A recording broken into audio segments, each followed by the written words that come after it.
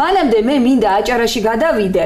ანუ ზღვისპირეთში რა ხდება ეხლა ივლისია, ფასები იზრდება და რა გველოდება ჩვენ ზღვისპირეთში. მოდით ვნახოთ სიუჟეტი.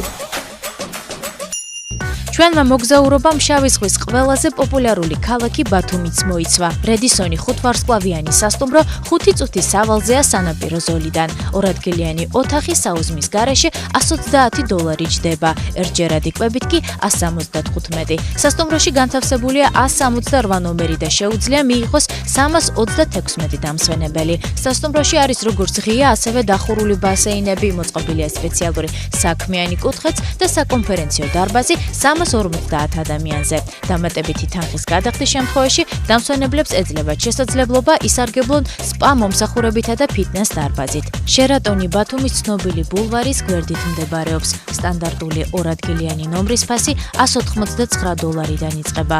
საუზმით კი მოცემულ თანხას კიდევ $15 ემატება. ფასი მოიცავს სპა პროცედურებს და აუზის უფასო ვიზიტებს. 12 წლამდე ბავშვებს კი უფასო დასვენება შეუძლიათ. სასტუმროში სულ 202 ნომერია და 404 დამსვენებლის მიღება შეუძლია. აქვეა განთავსებული სხვადასხვა ბარ-რესტორნები, როგორც აუზთან, ასევე თავად შენობაში.